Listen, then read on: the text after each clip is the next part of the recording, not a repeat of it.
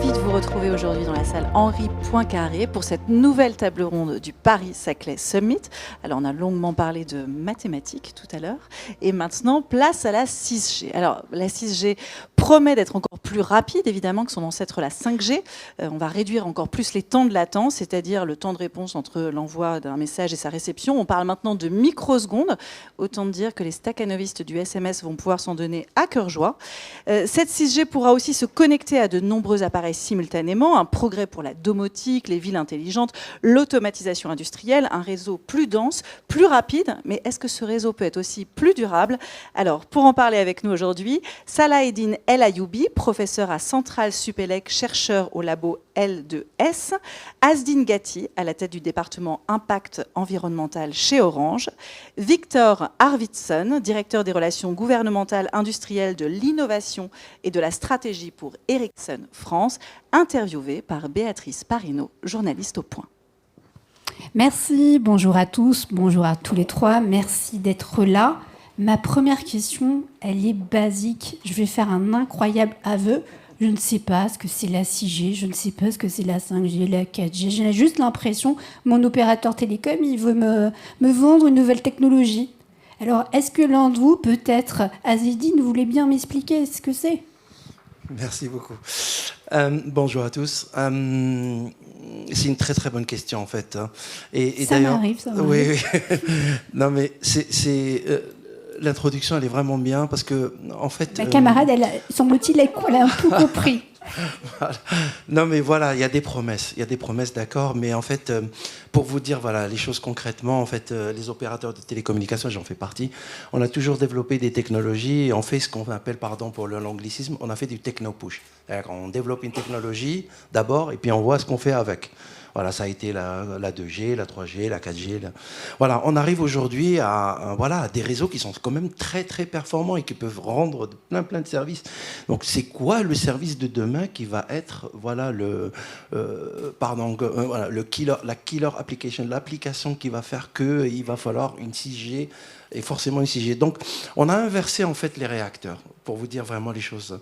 On a inversé les réacteurs, c'est-à-dire qu'aujourd'hui on pense service d'abord, technologie après. Donc, on est en phase de recherche, la 6G, enfin ce qu'on appelle la 6G. On ne sait même pas si ça va être une nouvelle génération ou si ça va être une continuité, une évolution de la 5G. On ne sait pas. Pour l'instant, on l'appelle la 6G pour marquer le coup. Mais on ne sait pas ce que.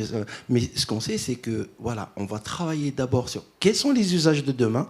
Et ça, c'est très très dur. Parce que imaginez les usages qu'on va avoir d'ici 2030, c'est pas simple. Voilà. Mais par contre, il y a le volet, comme vous avez dit tout à l'heure, il y a le volet durabilité, ou ce qu'on appelle en anglais la sustainability, qu'on essaye de prendre en compte dès la conception, parce que c'est là que ça se joue, c'est pas après. Après, c'est un peu dur. Voilà. On vient en pompier après, il vaut mieux le faire dès la conception. Voilà. Bon, j'ai l'impression qu'on ne sait pas grand-chose, mais quand même, on sait qu'il faut développer de nouvelles technologies pour y arriver, pour adopter offres et demandes en quelque sorte. En termes de techno, vers quoi on se dirige? Donc, je vais peut-être prendre cette question. Bonjour à tous. Donc, sur le terme en termes de techno, on est encore en cours de recherche, mais ce qui nous pousse, c'est surtout deux challenges. Le premier challenge, c'est, comme Asdine a dit, les nouveaux services qu'on pourrait faire. On pense surtout à des services industriels plutôt que des services grand public, parce que la 5G est capable maintenant de faire un débit très élevé. Les services grand public, ils vont s'améliorer à chaque fois, mais c'est surtout la 6G doit être vers les services industriels. On peut penser à la métavers, par exemple. On peut penser à l'Internet tactile, où on va faire le contrôle à distance de drones, des opérations de chirurgie à distance. Et donc, comme a dit Azim, ce n'est pas du techno-push, c'est plutôt les services. Le deuxième challenge, c'est la durabilité. Et donc, on pense actuellement à comment rendre les réseaux 5G et les futures générations durables. Donc, les technos sur lesquels on travaille, c'est surtout ça, comment faire une consommation moindre pour les raisons. On va y revenir plus en détail, mais avant cela, j'ai bien compris, vous en êtes à une phase de recherche, mais à quel horizon ça se déploie? Est-ce que c'est un aussi... Du coup, je sens que les regards se tournent un peu vers moi. Ouais. Mais peut-être déjà un petit peu en préambule, parce que c'est vrai qu'on se focalise, on a vu la 5G, on peut se poser la question, a-t-on besoin de la 6G ou de quelle 6G? Et je pense que ce qui est intéressant de voir aussi, c'est qu'on est dans un écosystème un petit peu unique, parce que finalement, il y a plein d'innovations dans d'autres secteurs, que ce soit dans l'automobile, dans les PC, dans plein de choses, et tout le monde ou dans l'intelligence artificielle, et tout le monde ne se retrouve pas autour de 3G, 4G, 5G, 6G, etc. Donc ce qui est un peu unique avec notre secteur, c'est qu'en fait, on arrive à travailler réellement tous ensemble, donc industriels, opérateurs, académiques, et pour arriver à travailler tous ensemble, on est obligé un peu de se donner des points d'étape, donner des cibles, et derrière, finalement, une fois qu'on se donne un point d'étape, on réfléchit d'abord, effectivement, et tu as complètement raison, d'abord pourquoi, quels sont les usages, et après, qu'est-ce qu'il faudrait mettre en place pour avoir ces usages en termes de normes, de standards. On réfléchit aussi aux fréquences, parce que c'est vraiment le nerf de la guerre.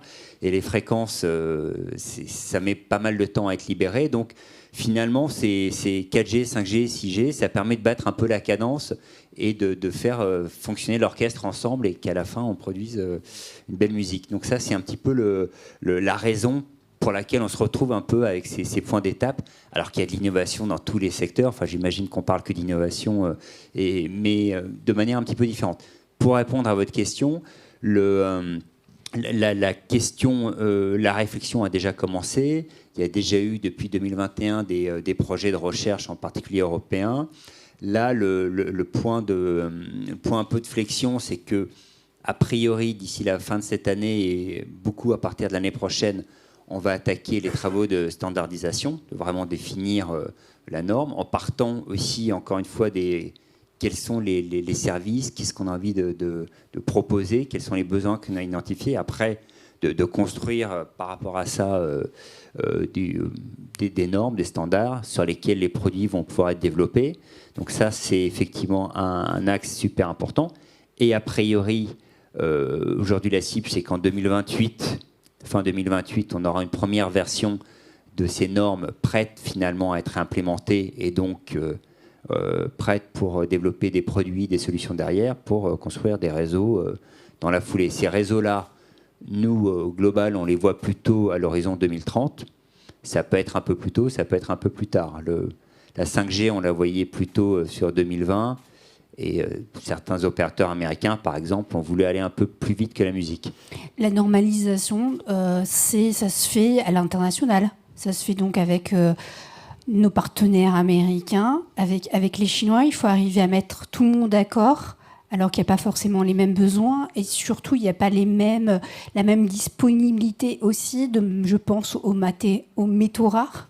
Typiquement, est-ce que dans quelle mesure on arrive, il y a des tensions, je ne sais pas si vous avez des échos sur les discussions en cours, parce que la durabilité pour nous n'est pas forcément, la question ne se pose pas forcément de la même manière pour un Chinois ou pour un Américain. C'est tellement vrai ce que vous venez de dire.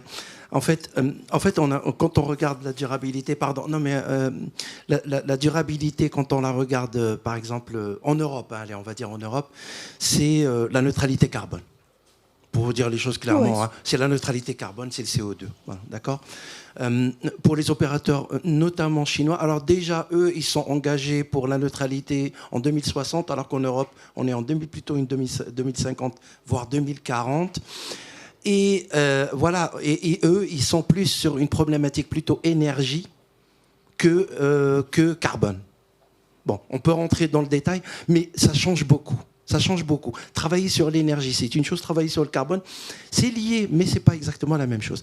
Pour revenir à votre question par rapport aux métaux rares, c'est une question qu'on suit vraiment de très très près. Parce qu'en fait, on va peut-être rappeler, pour ceux qui ne savent pas ce que c'est les métaux rares. C'est des... Oui. Je fais genre que moi je sais. Un petit peu quand même. Allez, je sais pas comment le définir. C'est des métaux... Alors attendez. Je vais essayer de le faire et vous me dites si c'est bien ou pas.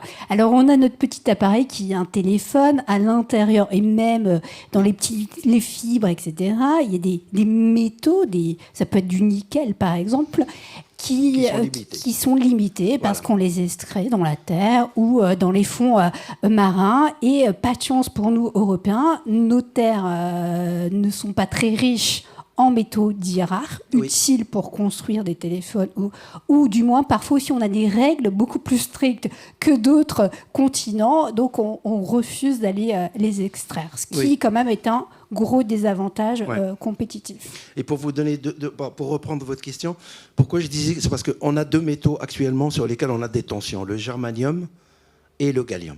Bon, je vais vous donner à quoi ça sert. Le germanium, c'est ce qui sert à déployer de la fibre optique. C'est tout simplement fondamental pour nous. Et le gallium, c'est ce qui sert pour ceux qui connaissent un petit peu les réseaux de télécommunications, c'est ce qui sert dans nos antennes de téléphonie mobile.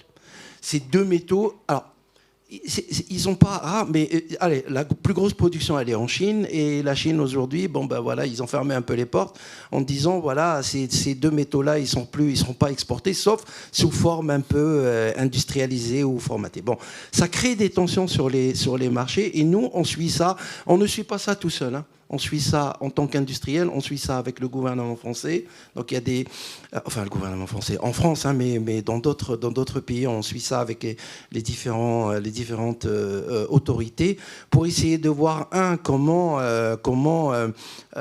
sécuriser nos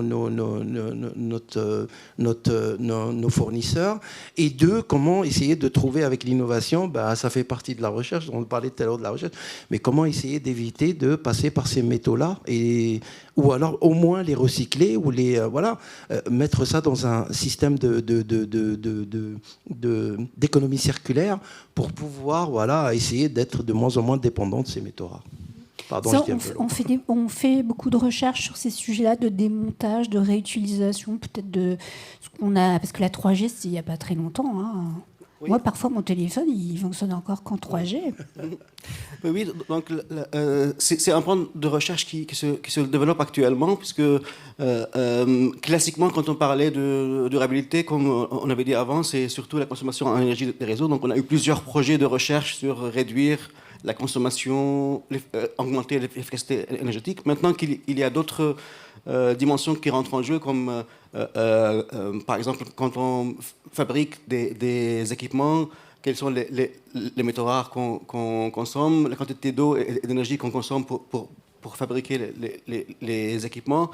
Lorsqu'on déploie un réseau aussi, transporter les équipements, faire de la génie civil, tout ça c'est des externalités qui sont négatives. Après, il faut mettre ça au vu des impacts positifs.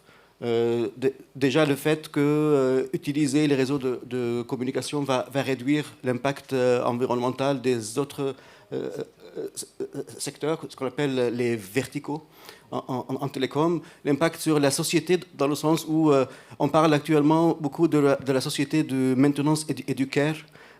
Donc faire du e-health, faire de la maintenance prédictive des infrastructures d'eau, d'électricité et autres, en déployant des capteurs partout et en faisant des réparations préventives avant que les infrastructures se cassent. Tout ça, donc il y a un volet positif, il y a un volet externalité négative, et il faut combiner cela pour décider s'il faut déployer une techno, un réseau ou non. Donc actuellement, il y a des recherches sur ce qu'on appelle le SROI, le Social Return on Investment, qui est un pas en avant par rapport à l'analyse classique coût-bénéfice, où on dit ça va nous coûter comme ça va nous générer un flux financier comme ça, et donc on décide d'y aller si le flux financier est plus grand que le coût. Maintenant, il faut intégrer tout ce qui est impact sur l'environnement, et cette façon de calculer un retour social sur un investissement, elle n'est pas centralisée, dans le sens où chaque acteur peut décider du poids qu'il faut mettre pour faire le calcul. Donc il y a un travail de recherche important sur ça. Donc, à Centrale Supélec, on a la chaire 6G durable qui est financée par Orange et portée par Centrale Supélec. On a aussi d'autres chaires de recherche qui s'intéressent à l'impact environnemental. Donc, ces aspects-là de recherche sont très importants et seront encore importants dans les années à venir. Je me projette. Il y a encore quelques mois, on nous parlait du Big Bang du métavers. Ensuite, on nous a parlé très vite d'un autre Big Bang, l'intelligence artificielle. Tout ça va être consommateur d'énergie. Les chiffres qui circulent sont des chiffres totalement fous, donc ça veut dire des gros besoins. Donc peut-être aussi ça justifie la nécessité de passer à une 6G. Qu'est-ce que vous pouvez anticiper? Parce que là, peut-être dans quelques semaines, on va encore m'annoncer un truc qui devrait peut-être changer ma vie, qui sait? En tout cas, qu'est-ce que vous anticipez, vous, côté réseau, en termes de besoins? En termes de... Effectivement, enfin, on revient... Parce que tout ça se percute. Tout ça se percute et se soutient, mais effectivement, en termes de besoins fondamentaux, il y a évidemment le besoin. Et puis après, il y a des technologies sous-jacentes, mais en termes de besoins fondamentaux, il y a ce besoin lié à avoir des outils pour un développement plus durable. Ça, c'est de manière évidente. Il y a aussi adresser ces nouvelles applications, ces nouveaux besoins. Donc là, vous avez cité le métavers. Il y a aussi l'intelligence artificielle. Ça, c'est effectivement... il y a aussi comment ces réseaux 6G peuvent encore mieux, finalement, accompagner, nous aider dans notre quotidien. Donc là, on pense aussi à ce que l'IA peut faire. Donc ça, c'est un peu les sous-jacents. Il y a des réponses technologiques. Mais sur l'IA, effectivement, il y a une vraie réflexion, effectivement, éthique également sur l'IA. Comment faire en sorte qu'il soit fiable, qu'on puisse lui faire confiance. Mais il y a aussi un gros travail sur la partie consommation énergétique de l'IA. Comment faire un IA moins consommateur. Et ce qui est aussi intéressant, si on le prend de l'autre côté, du côté outils, l'IA rentre de plus en plus dans les réseaux, dans la manière de gérer des réseaux de manière beaucoup plus efficace et de réduire la consommation énergétique. Parce qu'on va... y a pas, enfin, à tous les niveaux possibles, que ce soit au niveau finalement de la maintenance, on peut faire de la maintenance prédictive, identifier les problèmes avant qu'ils arrivent. L'IA peut même aider... quand les tickets un peu de panne arrivent, l'IA, on peut lui demander mais quelle est la panne? On peut croiser différentes sources entre les guides d'utilisation, s'ils schématisent un petit peu les pannes précédentes, et donc finalement résoudre les problèmes beaucoup plus vite. Donc voilà, à la fois, c'est peut-être des sources de consommation, mais c'est aussi, c'est la dualité de l'IA en particulier, c'est aussi vraiment des outils de réduction et d'efficacité. Elle a levé sa main avant vous, mais je vous donnerai aussi la parole. Oui, parce que c'est une question, donc on n'était pas préparé à cela, mais c'est bien vous donner des exemples qui peuvent expliquer en quoi la 6G peut être différente des autres générations. Donc l'IA, on sait que si on veut faire de l'apprentissage, il faut des quantités phénoménales de données. Les données sont collectées par des capteurs ou des véhicules ou des smartphones. Et actuellement, l'approche est que toutes ces données sont collectées par ces usagers-là. Après, ils sont envoyés vers le cloud. Et donc, l'apprentissage se fait dans le cloud. Donc, la quantité d'énergie qui est consommée pour faire transiter toutes ces données collectées des usagers vers le cloud, faire l'apprentissage dans le cloud et après revenir pour les applications individuelles, ça peut être phénoménal si on ne fait pas des innovations technologiques qui permettent de réduire ça. Donc, un aspect fondamental de la 6G, de notre point de vue en recherche, c'est ce qu'on appelle le fog computing, dans le sens où le cloud, c'est les nuages qui sont loin. Le fog, c'est le brouillard. Et donc, on va faire de la sorte que une grande partie des traitements de l'apprentissage se fait tout proche des usagers, dans les smartphones, dans les véhicules eux-mêmes dans des serveurs qui sont déployés à côté des antennes 5G et 6G. Et ça fait profiter dans le sens où on diminue la consommation énergétique de toutes les applications qui utilisent l'IA. Et on transmet uniquement les données qui sont vraiment essentielles pour ces applications-là. Azedine. Oui, Béatrice. Parce qu'en fait, vous avez parlé de l'IA. Et l'IA, elle est concrète, puisque aujourd'hui, bon, voilà, on a vu nos ados, même nous, ChatGPT, on l'utilise, voilà, on fait nos lettres avec. Voilà, bon, bien sûr, on fait voilà. J'ai fait les questions comme ça. Exact. C'est pour ça qu'elles sont pas tip-top. Quoi. Non, mais voilà, c'est une réalité déjà aujourd'hui. Et bon, après le métavers, voilà, on pense à des choses. Vous avez parlé tout à l'heure de les usages de demain et notamment la 6G. On pense à des usines, voilà, ce qu'on appelle le digital twin, c'est-à-dire essayer de faire que le réel, on ait le twin, enfin le jumeau numérique. On appelle ça le jumeau. Pourquoi ? Parce qu'en fait, on essaye d'automatiser de plus en plus les choses. Voilà, la tendance est plutôt vers l'automatisation. Bon, après, c'est des usages de demain sur lesquels on est en train encore de penser, notamment pour l'IA. L'IA, bon, il y a les services pour les gens, mais nous, on s'y intéresse aussi parce que on voudrait que l'IA demain soit un peu... pardon pour l'exemple, on sait tous qu'un médecin en ville, 90% j'exagère, pardon s'il y a des médecins dans la salle. 90% des prescriptions, c'est des choses, communes à tout le monde, quoi. Voilà. C'est des arrêts maladie injustifiés. Non, je rigole. Non, je n'irai pas jusque-là. Et puis, il y a 10% sur lesquels, le médecin, il a vraiment sa compétence qui va rentrer en jeu, qui est vraiment... voilà. Bon, c'est un peu comme ça qu'on voudrait utiliser l'IA, c'est pour traiter un peu les problèmes, on va dire, usuels qu'elle saurait faire. Parce que, c'est un peu... je dirais évident. Et puis peut-être laisser les collaborateurs ou l'intelligence humaine plutôt focaliser sur les problèmes plutôt d'un degré un peu supérieur. Voilà. Plutôt nous aider. C'est un accompagnement. Voilà. Maintenant, vous avez fait le lien tout à l'heure avec la consommation d'énergie. Et là, je vous remercie pour cette question-là parce que nous, on se bat contre ça justement parce qu'il faut remettre la science au milieu. Bon, d'accord, on peut sortir des trucs, ça va consommer beaucoup.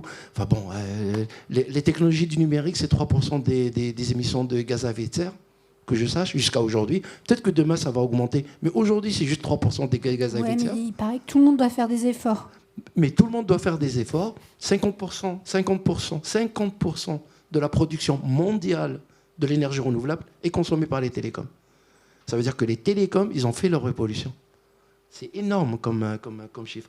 Et on essaye d'aller plus en plus vers la neutralité carbone, c'est-à-dire de compenser complètement notre consommation d'énergie. Après, ça nous semble pas, parce que c'est un problème aussi économique. Hein. Le développement durable, c'est 3 piliers. Hein. C'est l'environnement, l'économique et le social. Il faut quand même qu'il y ait de l'économique et du social. Vous voulez dire qu'il faut gagner un petit peu d'argent ? Et bien sûr. Enfin, éviter d'en perdre. Éviter d'en perdre. Après, les entreprises sont pas... même l'équilibre ne suffit pas si on veut Orange aujourd'hui paye 2,5 millions par jour d'électricité. Rien qu'en électricité. 2,5 millions. Groupe, hein, dans les 26 pays. Voilà, donc c'est baisser de 1%, baisser de 2%, c'est aussi un gain économique. Donc quand on arrive à trouver les 3 piliers, c'est bien pour l'environnement, c'est bien pour la société et c'est bien pour le côté économique, on a les 3 piliers du développement durable. Et là, ça marche. On a remarqué que ça marche. Si on marche sur un seul pied, ça ne marche pas, généralement. Mais voilà, remettre la science au milieu. Franchement, ça, c'est très important. Vous insistez beaucoup sur ce point-là. Très franchement, on est entre nous, on n'est pas très nombreux. Est-ce qu'on est bon en France, est-ce qu'on est bon en Europe sur ce sujet-là, sur la 6G, ou on a déjà perdu ? Non, mais ça, c'est vrai que c'était... Enfin, je ne veux pas dire que c'est insupportable, mais je me rappelle très bien au moment où la 5G devait être lancée en France. Il y avait quand même des gens qui expliquaient « Ah, la 5G, c'est foutu, on ne saura pas faire. Tout ce qu'on peut faire, c'est éventuellement se préparer pour la 6G. » Avec un peu l'idée qu'on peut être grand-père sans avoir été père, ou grand-mère sans avoir été mère. Peut-être encore plus difficile. Donc, je pense que en fait, la réponse est un peu duale. C'est-à-dire qu'il y a quand même des grands acteurs de la 5G et de la 6G. Il y a deux grands équipementiers télécoms en Europe. Un là et puis un dans la salle. Et il y a des grands opérateurs aussi. Après, ce qui est un petit peu dommage finalement, c'est que là où on peut aussi se questionner, c'est que le déploiement de la 5G, pour plein de raisons, est allé plus loin et plus vite en Amérique du Nord et dans certains pays d'Asie du Nord-Est. Donc effectivement, c'est à la fois on a des ressources, des compétences, mais en fait c'est un écosystème. Donc pour que ça marche, il faut à la fois déployer, utiliser largement ces technologies, montrer qu'elles ont du sens, et après avoir les acteurs derrière. Donc on a pas mal d'atouts, et je pense qu'il y a toutes les raisons pour qu'on y arrive pour la 6G. Salah, vous êtes prof. Oui, Est-ce que exactement. vos élèves, là, qu'est-ce que... Exactement, je voulais parler de ça, c'est pour ça que j'ai fait signe.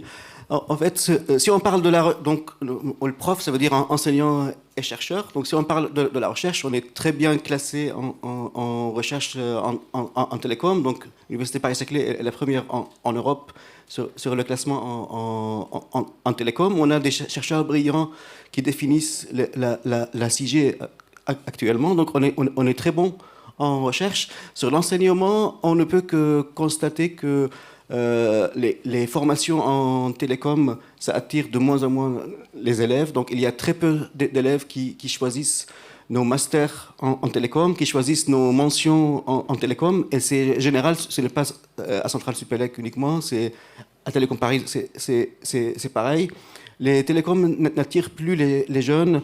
Peut-être parce que pour eux, c'est acquis, c'est comme l'électricité, on appuie sur un bouton, on a les télécoms, et ils sont attirés beaucoup par tout ce qui est data, intelligence artificielle, la cybersécurité, ce qui est des domaines très intéressants, mais si nos jeunes ne font plus des études poussées en télécom, je crois qu'il y a un risque pour notre industrie.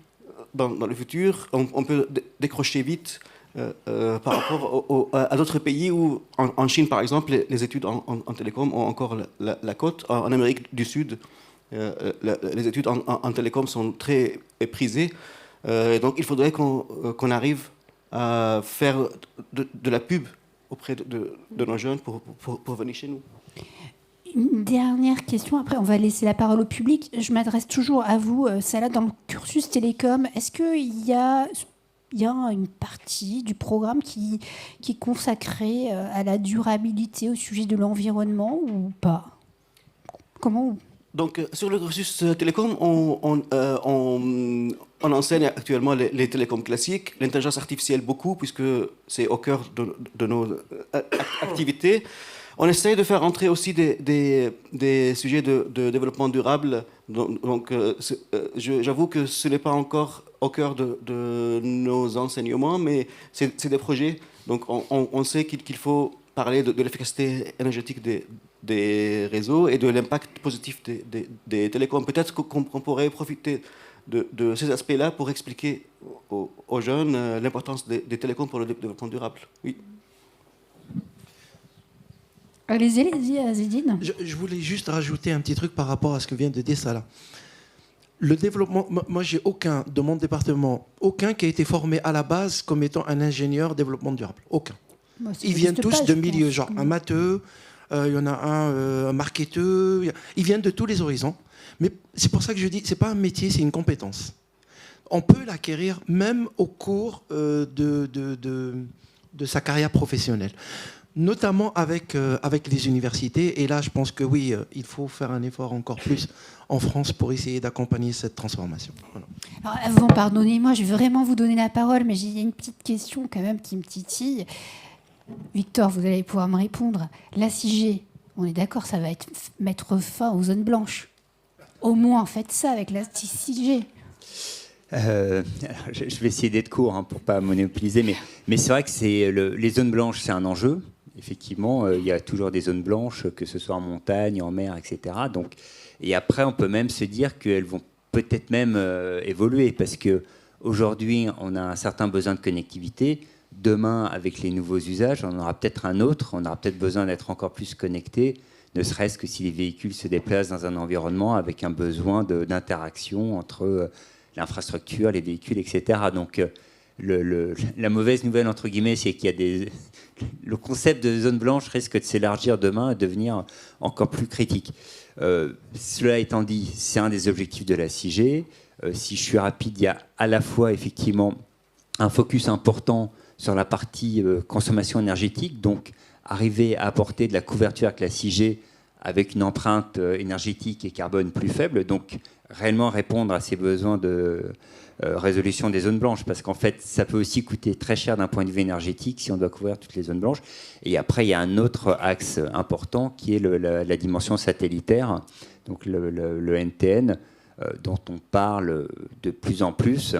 Et on imagine aussi qu'à cet horizon-là, autour de 2030, il y aura aussi des constellations satellites en orbite basse pour couvrir ces besoins de couverture dans les zones très mal desservies, et également pour apporter aussi une forme de résilience. Enfin, s'il y a un exemple, alors je ne sais pas si c'est le meilleur, mais il me vient à l'esprit, vous êtes un hypermarché, vous perdez votre connexion, vous ne vendez plus rien dans la journée, et je pense que ça fait des millions et des millions. Donc il y a pas mal de cas où la résilience, le dédoublement entre le fixe, le mobile, voire le satellitaire, dans certains cas, a aussi ce bénéfice-là. Très bien. Merci à tous les trois. On va pouvoir prendre une ou deux questions du public. Oh là là, il y a plus de mains qui se lèvent. Oui, bonjour, merci. Moi, ma question, ça concerne justement la résilience. On a l'arrêt du cuivre qui commence à se profiler. Donc, le cuivre est secouru au départ. Donc là, tout ce qui est service de secours, etc., va falloir que les réseaux mobiles aient la résilience. Et bon, moi, j'avais récupéré une petite info comme quoi les stations de base déployées actuellement n'étaient pas secourues électriquement, par exemple. J'ai pas compris la fin de votre phrase. Là, j'avais récupéré une petite info, c'est-à-dire que les stations de base ou les stations relais, si vous voulez, actuellement en 3G, 4G, n'étaient pas secourues sur le plan électrique. Il n'y avait pas de batterie de secours, ni encore moins de diesel, pour tenir le temps suffisant que tout se remette en place. Oui. Pour répondre rapidement, oui, l'arrêt du cuivre, il est programmé, mais justement, il est programmé dans le temps pour pouvoir gérer ces problèmes-là. Non, mais honnêtement, on peut couper tout de suite le cuivre. Sauf que, bon, voilà, il y a des problèmes comme ça. Il n'y a pas que l'arrêt d'ailleurs du cuivre, il y a l'arrêt de la 2G et de la 3G aussi qui sont prévus. La moitié des ascenseurs à Paris sont connectés en 2G. Donc si on arrêtait... non, mais voilà. Donc si on devait arrêter la 2G comme ça brutalement, il y a un problème. Donc il faut préparer ça dans le temps et que ça soit programmé. Oui, vous vouliez dire quelque chose ? Dans la série Arrêt, vous avez eu l'arrêt de France Inter. Et ils ont maintenu en service pour les signaux horaires. Oui, oui. Les gares restent à l'heure. Je comprends. Oui, et donc c'est pour ça qu'en fait notre présidente, quand ils ont annoncé à la fois l'arrêt du cuivre et l'arrêt de la 2G et de la 3G, il y a un plan sur lequel on va accompagner et les gens, donc les utilisateurs, et aussi voir les services un peu... les services d'urgence, comment les migrer d'une manière continue sur les autres pour qu'il n'y ait pas de rupture de service. Voilà ce que je peux vous dire. Merci. Oui, bonjour, merci pour tous ces éléments. Alors, j'ai une observation et puis une question. Bon, je regrette un petit peu que quand on dit qu'on n'est plus techno-push et qu'on met maintenant le client au centre et les usages qu'il attend de ces nouvelles techno, on n'est pas autour de la table précisément quelqu'un qui traite de ces sujets, puisqu'on parle d'académie, d'industrie et d'opérateurs. Mais il manque quand même, à mon avis, un élément.